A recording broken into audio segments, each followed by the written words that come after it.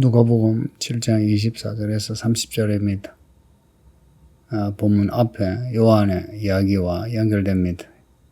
요한의 제자들을 보내가지고 예수님이 정말 오신다고 하는 그 메시아가 맞느냐고 물어봤어요. 예수님이 그 제자들에게 너희가 보고 들은 것을 그대로 요한에게 말해라. 그리고 요한의 제자들이 돌아간 후에 이제 사람들에게 하시는 말씀이 오늘 본문입니다.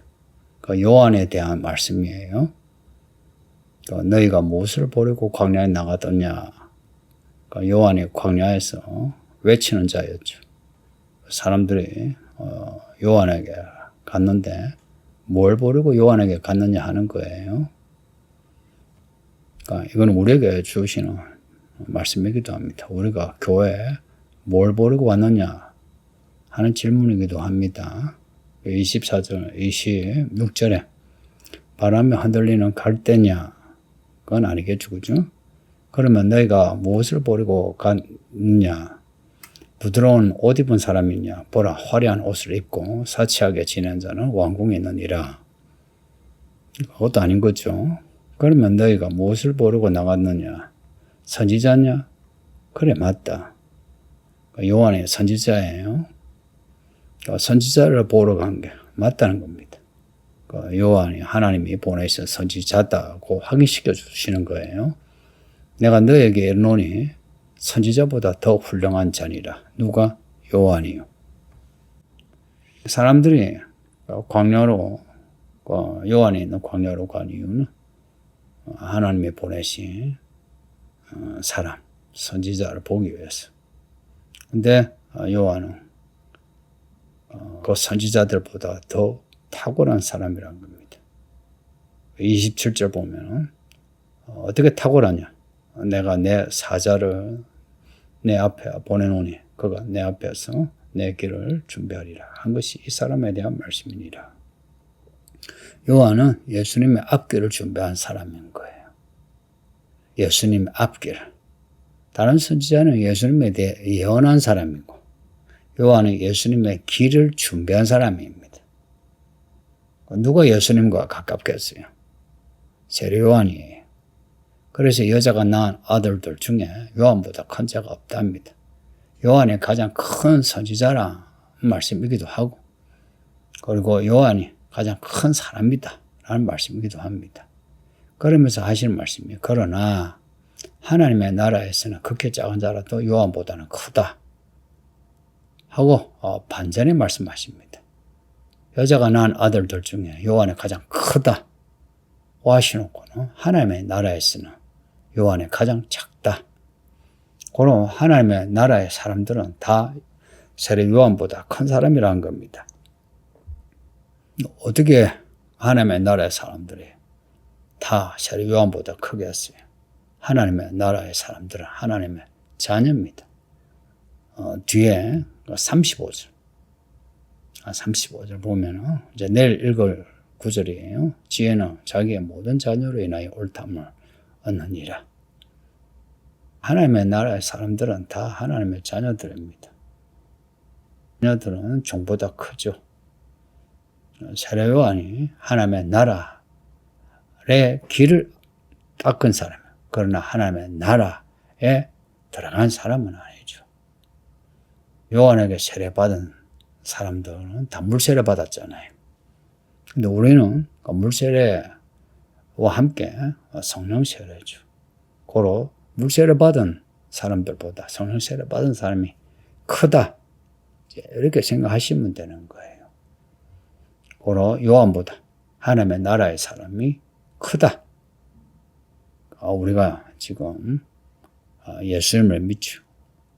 우리가 세례 요한보다 크다. 이렇게 생각해 보세요. 우리가 단지 크다 해서 안주하고 교만할 게 아니라 왜 크다고 말씀하시느냐. 그러면 우리가 하나님의 나라에 큰 자로서 어떻게 살아야 하느냐. 이런 과제를 생각해야 되죠. 그죠?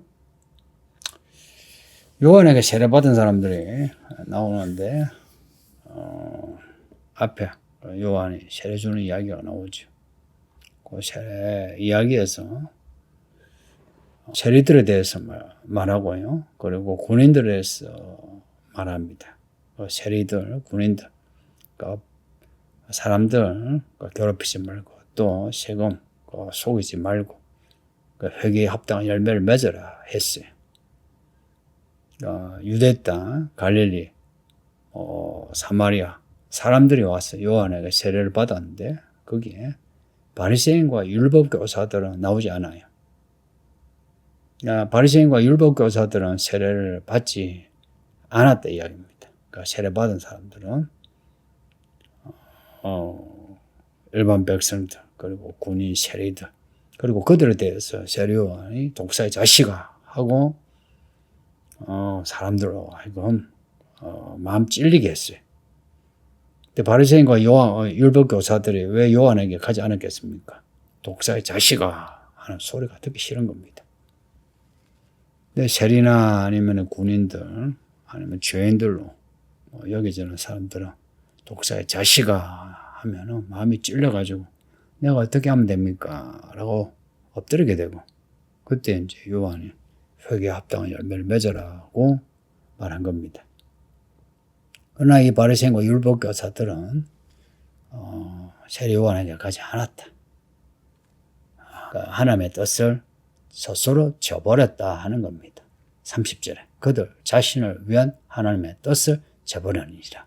그들 자신을 위한 그들을 위해 세례 요한을 보낸 거예요. 우리를 위하여 예수님을 보내신 거예요. 그런데 그들과 그리고 우리들 가운데도 많은 사람이 하나님의 뜻대로 세례받지 않는 겁니다. 믿음으로 산다. 이건 하나님의 뜻대로 사는 겁니다. 교회 다니는 것도 하나님의 뜻이긴 한데 그러나 하나님의 뜻 이거는 그 내용이 아주 포괄적이에요. 그리고 야곱의 사닥다리처럼 올라가는 거예요. 이것저것 중에 뭐 하나만 된다. 이런 다양성 입장이 아니고 이것과 저것 자꾸 온전하기 위해서 이것과 저것 다 하는 겁니다. 요한의 그 세례, 그거는 물로 세례를 준 거예요. 그러면서 요한이 한 말이 오시는 그이는 불과 성령으로 세례를 주신다. 요한의 세례 받지 않은 사람들, 하나님의 뜻을 저버린 거죠. 그죠? 그러면은 요한의 소개한 예수님이 주시는 성령과 불세례를 받지 않는다. 이 또한 하나님의 뜻을 저버리는 거 아니겠습니까? 성령을 받고 성령 세례 받는 것이 하나님의 뜻이 분명하죠. 예수님이 말씀하신 거 아니에요. 그런데 성령을 받지 않고 성령 세례를 안 받았다 할 때 왜 안 받았습니까? 하나님의 뜻에 순종할 마음이 없어서 그런 거 아닙니까?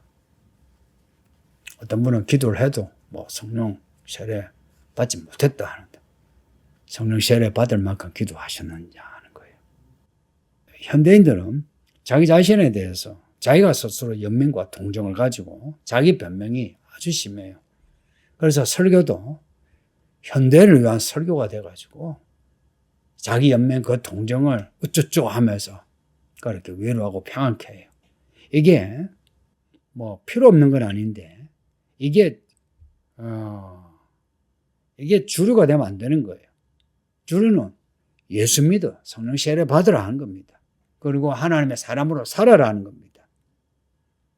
그러려면 요한이 이 독사의 자식아 하고 부르짖고 회개에 합당한 열매를 맺어라 하는 말을 들어야 되는 것처럼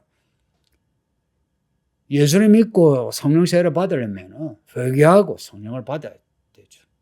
회개하지 않고 회개에 합당한 열매가 없는데 어떻게 성령 세례 받습니까? 뒤에 제자들이 오순절에 성령을 받는데 어떻게 받았는지 아시죠? 예수님을 3년간 따라다니고 예수님의 죽음을 보고 부활을 보고 예수님의 성천을 보고 그리고 오순절까지의 전혀 힘쓰는 기도를 하고서 성령을 받은 겁니다. 그런데 사람들은 본문에 나오는 바리새인 사두개인들처럼 율법교사들처럼 지적받는 것도 싫어하고 그리고 성령 세례를 받을 만큼 기도하는 것도 귀찮아해요. 이게 팩트 아닙니까? 성령이 없어서 성령 세례 안 받는 게 아니고 그렇게 성령 세례 받을 만큼 믿음으로 엎드리지 않았어. 그렇지 않습니까? 혹은 성령 세례 받을 만큼 회개에 합당한 열매를 맺지 않았어. 그런 거 아닙니까? 지금은 마지막 때. 지금은 하나님의 종들은 성령의 인침을 받아. 말하자면 그 임마에 하나님의 이름, 예수 그리스도 이름으로 살아가는데 이 이름이 뭡니까? 성령 충만, 성령 세례입니다. 내가 성령 세례 받았다고 하는 이런 확인되고 그리고 그에 대한 감사와 기쁨이 없는데요. 어떻게 확인할 수 있습니까? 내가 돈을 받았는지 안 받았는지 확인 가능하죠? 성령이 돈보다도 못합니까? 이런 말들이 여러분의 마음을 이렇게 후벼파면서 마음 찔러서 성령 세례 받기를 원합니다. 요한의 물세례 안 받는 것도 이렇게 지적하시는데 예수님이 주신다고 하는 성령 세례 안 받는다면 어떻게 하시겠습니까? 그렇지 않겠어요? 기도합니다. 아버지 하나님 감사합니다. 오늘도 주의 말씀을 읽고 듣게 하시니 우리가 물세례도 받고 성령 세례도 받아 이 마지막 때 하나님의 자녀, 하나님의 인침받은 종으로 살게 하소서. 성도들 중에 누구도 시험에 들지 않게 하시고 부디 이 말씀 앞에 정직하게 하시고 깨달아 성령 충만한 믿음이 되게 하소서. 예수님 이름으로 기도합니다. 아멘.